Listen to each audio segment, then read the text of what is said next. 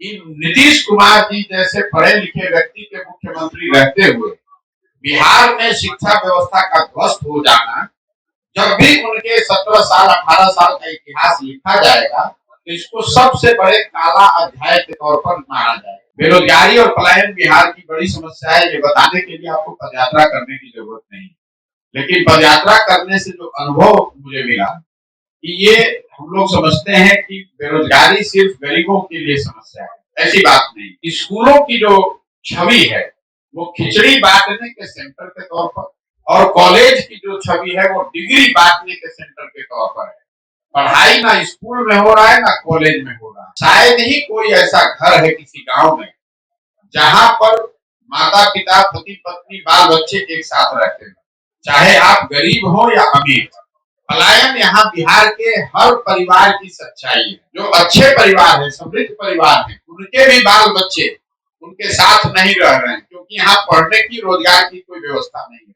जो गरीब परिवार है उनके तो जीवन की नियति बन गई है कि साल में 10 दिन 15 दिन ही अपने घर के जवान जो लड़का है, बच्चा है, सवांग है, मर्द है, आके रहता है।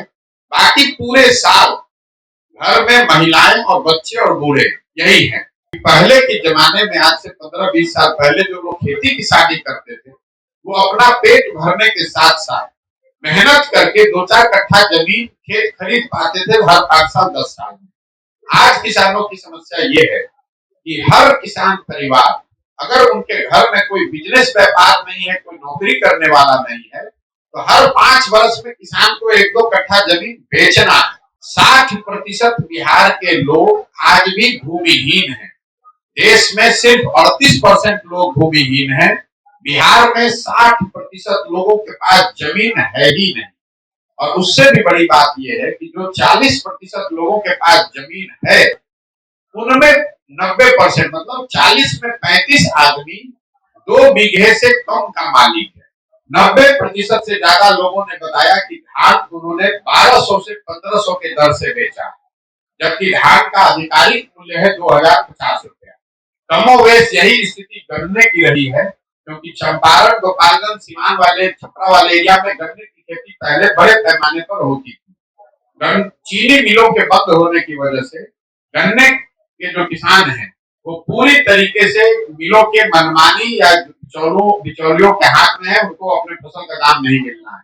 जब अपनी यात्रा शुरू की थी भितियारवा से, उसके पहले मैंने आपका डिटेल इंटरव्यू भी किया था। 2500 किलोमीटर चलने के बाद बिहार के 2-3 मुख्य मुद्दे क्या है जिसको आप हाईलाइट करना चाहते हैं? तभी भी मैंने ये सवाल पूछा था, उसमें ग्राउंड सिचुएशन में कितना बदलाव आया है? खेती तो चलती रहेगी, लेकिन मुख्य मुद्दे क्या? मुख्य मुद्दे मैं हर जगह अपनी बात बताता हूँ। बिहार में अभी 2500 से ज्यादा गांव में जाने के बाद, 8 महीने गांव में रहने के बाद, मेरे हिसाब से बिहार की सबसे बड़ी लोगों की नजर में समस्या है वो बेरोजगारी और पलायन। बेरोजगारी और पलायन बिहार की बड़ी समस्या है, ये बताने के लिए आपको पदयात्रा करने की जरूरत नहीं, लेकिन पदयात्रा करने से जो अनुभव मुझे मिला कि ये हम लोग समझते हैं कि बेरोजगारी सिर्फ गरीबों के लिए समस्या है, ऐसी बात नहीं। बिहार में जो रिलेटिव बेसिस पे समृद्ध परिवार है, मध्यम वर्गीय परिवार है, पढ़े लिखे लोग हैं, बड़े किसान हैं, उनको भी अपने बच्चों के रोजगार के लिए उतनी ही परेशानी है जितने गरीब व्यक्ति को। यही हाल कमोवेश पलायन की है। कई बार हम लोगों को ऐसा लगता है कि पलायन जो है ये गरीब और मजदूरों की समस्या है, ऐसी बात नहीं है। जब गांव में मैं गया हूँ 2500 गांव में, तो मैंने ये इसकी विकरालता का अनुभव किया है, इसके सामाजिक पहलुओं को हम लोगों ने देखा है। शायद ही कोई ऐसा घर है किसी गांव में जहां पर माता पिता पति पत्नी बाल बच्चे एक साथ रहते हैं, चाहे आप गरीब हो या अमीर। पलायन यहाँ बिहार के हर परिवार की सच्चाई है। अगर आप गरीब हैं तो आपके बच्चे 18 साल 20 साल की उम्र में मजदूरी करने चले गए। अगर आप मध्यम वर्गीय परिवार के हैं, समृद्ध परिवार के हैं, तो भी 18-20 साल का जो बच्चा है या तो उससे पहले ही हॉस्टल में चला गया पढ़ने, या आगे की पढ़ाई के लिए उसको बिहार छोड़कर जाना है, नौकरी करने उसको बाहर जाना है। आपके घर में जो वृद्ध है उसको चिकित्सा के लिए बाहर जाना है। कोई ऐसा परिवार, रेयर ही कोई मिलता है गाँव में, जो परिकल्पना है परिवार की वो कहीं ना कहीं बिहार से खत्म हो गई है।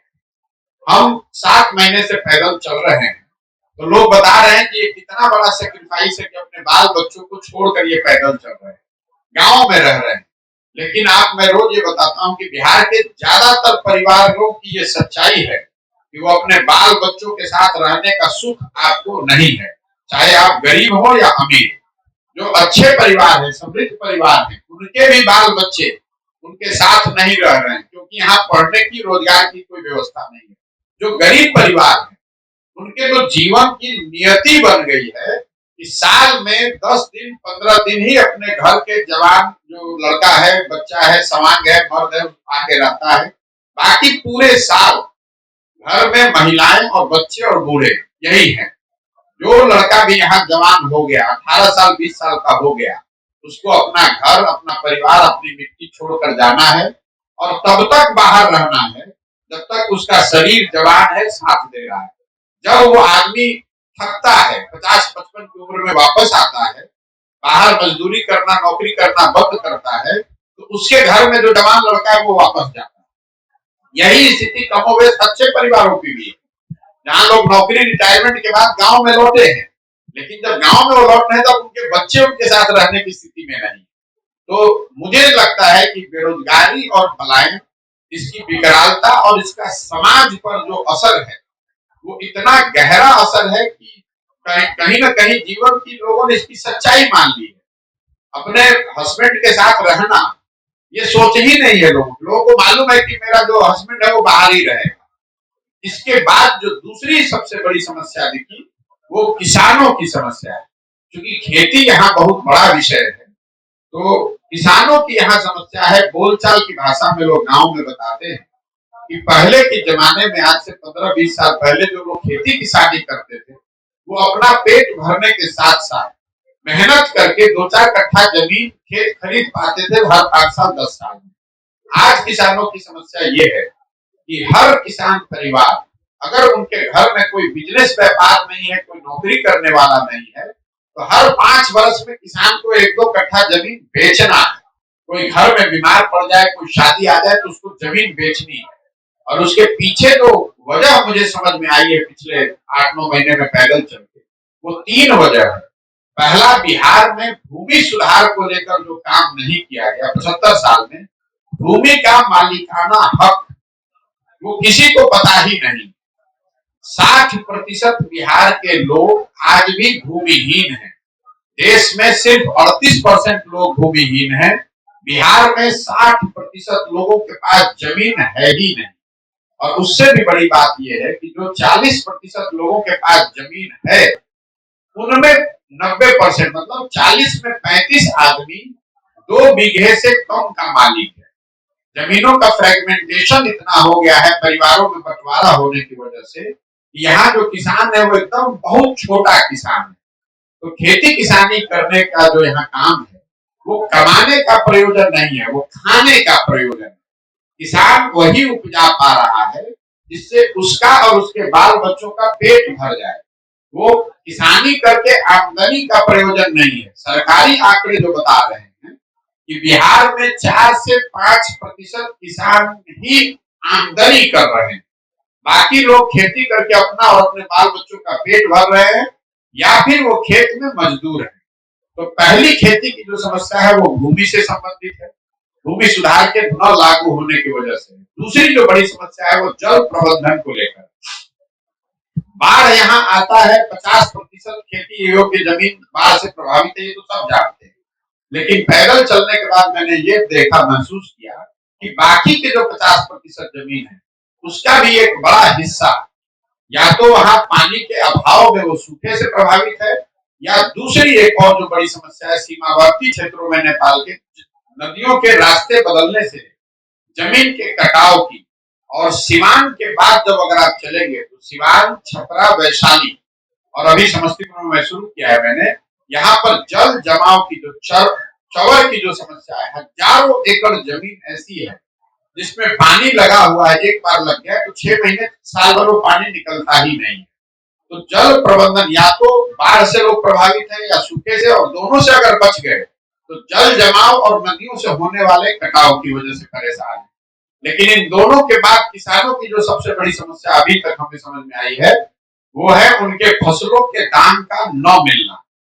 इन सारी परेशानियों के बावजूद बिहार में जो किसान पैदा कर रहा है उसको उसके फसल के दाम नहीं मिलते।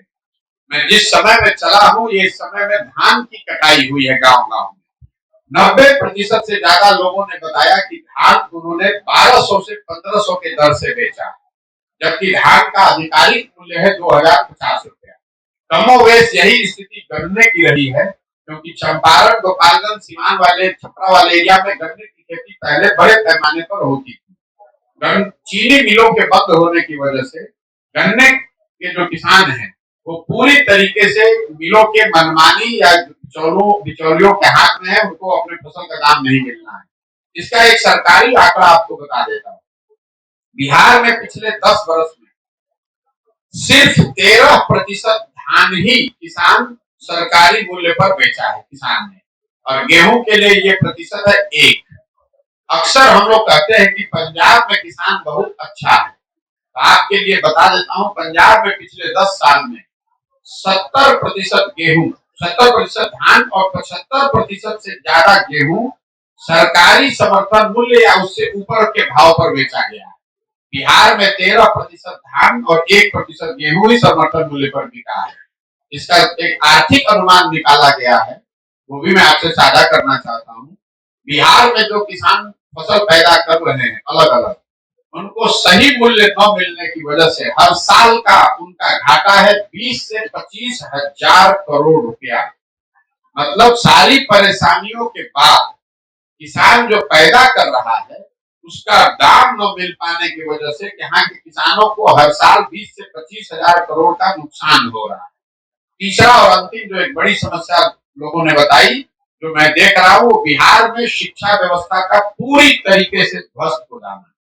शिक्षा व्यवस्था यहाँ कभी बहुत अच्छी नहीं, मैं स्वयं यही सरकारी स्कूलों से पढ़ा हूँ, लेकिन आज जो यहाँ शिक्षा व्यवस्था है वो पूरी तरीके से स्कूली शिक्षा व्यवस्था उत्क्रमित विद्यालयों और नियोजित शिक्षकों के भरोसे छोड़ दिया गया। स्कूलों की जो छवि है वो खिचड़ी बांटने के सेंटर के तौर पर, और कॉलेज की जो छवि है वो डिग्री बांटने के सेंटर के तौर पर है। पढ़ाई ना स्कूल में हो रहा है ना कॉलेज में हो रहा है। कई लोगों को, आपको हमको ऐसा लगता है कि शिक्षकों की गुणवत्ता खराब होने से शिक्षा व्यवस्था खराब हो गई, ऐसी बात नहीं है, ये पूरी सच्चाई नहीं है। मैं अक्सर उदाहरण देता हूं कि अगर मान लीजिए कि नियोजित शिक्षकों की गुणवत्ता की वजह से स्कूली शिक्षा खराब हो गई है, तो कॉलेज में तो नियोजित शिक्षक नहीं है, कॉलेज में तो लेक्चरर हैं, प्रोफेसर हैं, बिल्डिंग है, बच्चे हैं, वहां क्यों नहीं पढ़ाई हो रही है?